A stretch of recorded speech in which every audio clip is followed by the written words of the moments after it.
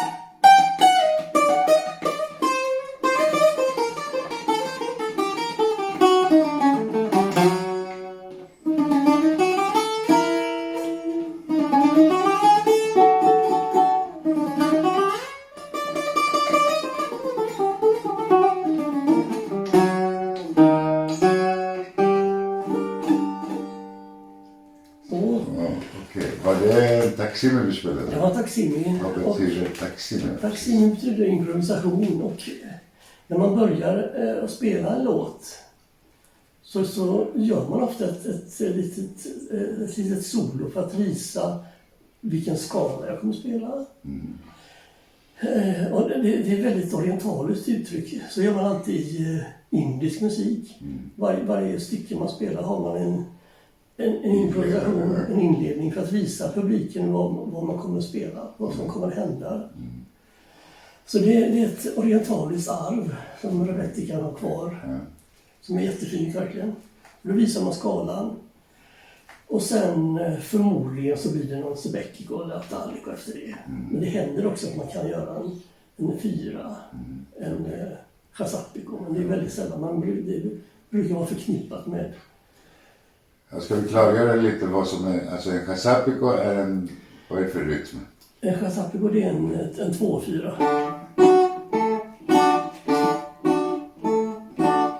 Okej. Och så finns det lite snabbare också, som är chasapo serbico. Okej. Och de andra du sa, vad var det? Sebekiko? Då är det 9/8. Det finns lite olika varianter där. Antingen att man lägger 4 och sen 5. Eller man lägger 5 först och 4 sen. Vilket är det vanligaste? Sebekiko är vanligast med 4-5.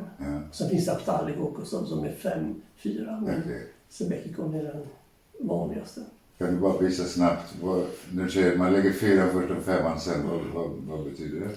Då skulle man kunna spela så här.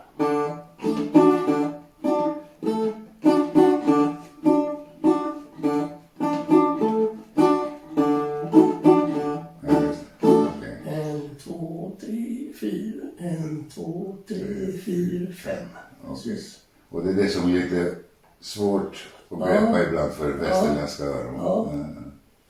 Men det känns ju som att man spelar ett slag för mycket. Ja, just det. Precis. Kolle och Ada gick ut och badade. Kolle och Ada gick ut och badade. Okej. Bra att komma ihåg så.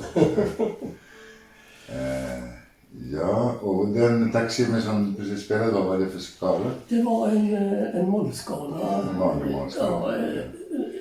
Ja, Njaved heter den. Den finns. Där har jag ett stort steg där.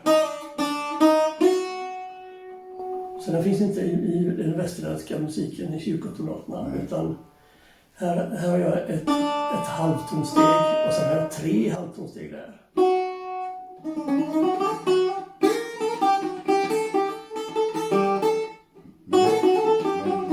Men det är fortfarande en mollskala. Ja. Den är Svårt ju, att... jag skulle säga att det är en definiera. druvskala.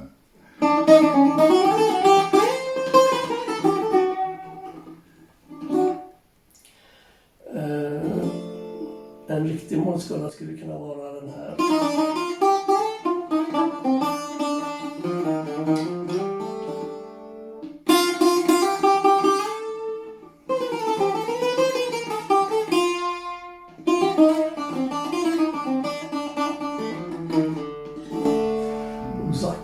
Målskala. Okay. Kan du spela en sabah? En sabah.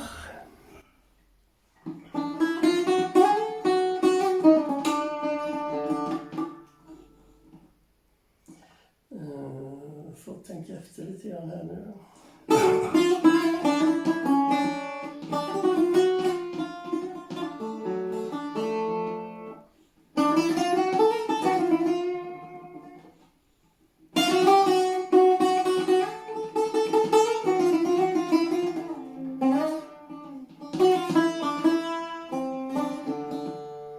Den blir ju skum i och med att det blir moll plus duren.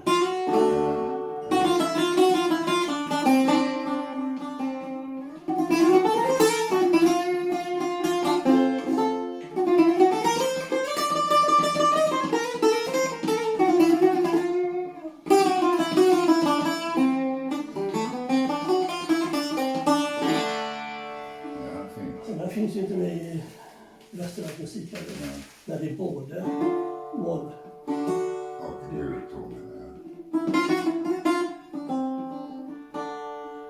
Okej. Ska du visa oss de andra instrumenten också? Ja. Jag kan hålla den. Det här är ju... Det är bouzouki. Det är storkillen.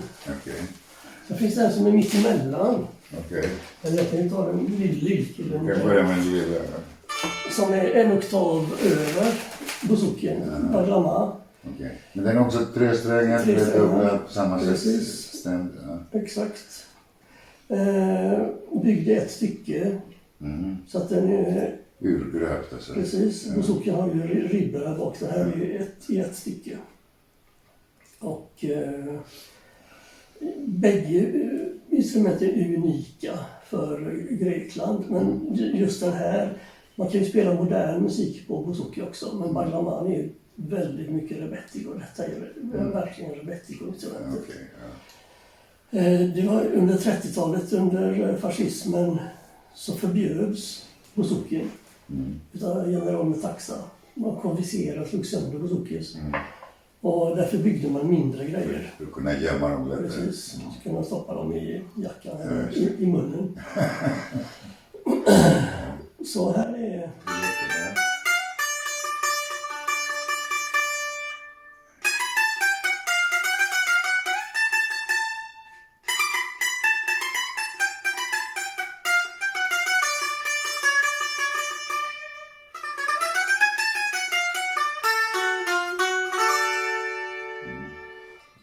Ingen bas, bara diskant. Den skär igenom. Ja. Men det är ett fint instrument. Det där. Hur, har du köpt det i Grekland? Ja, det är byggt av min gode vän Nikos Stasinos. Som tyvärr är borta idag. Ja. Men när jag träffade honom så var han lite tveksam i början om man skulle bygga till mig. I och med att jag inte var någon grek utan kanske skulle hänga det på väggen i Sverige.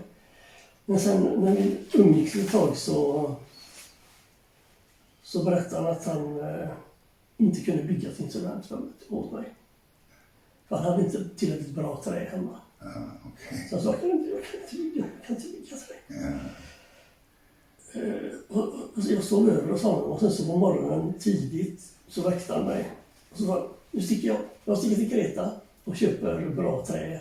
Wow, okay. Detta är mullbärsträ. Mullbärsträ. Och det han hade hemma det var för då, tyckte han. Okay. Så han stack ända till Kreta för att skapa din lilla bagage. Och så efter en månad kom jag tillbaka så var den färdig. Och då ville han inte ha pengar för den, men det är klart att han fick pengar. Ja. Så detta är ett minne från kompisen Stasinos. Mitt emellan så finns det Moise Zoras som är ett mellanting mellan bouzouki och vadlamman. Den är stämd som en bouzouki. Det blir lite mjukare ton.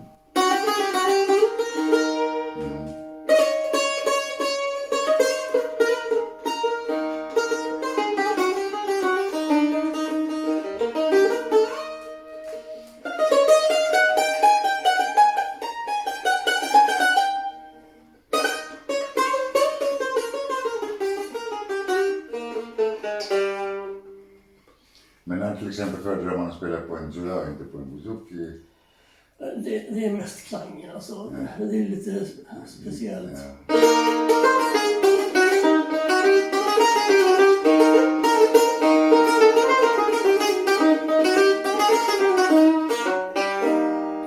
Det låter lite mer orientaliskt. Ja, den har lite mer sånt där.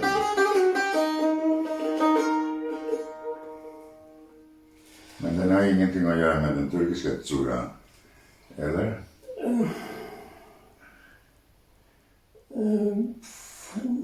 De kommer ju därifrån allihopa. Ja.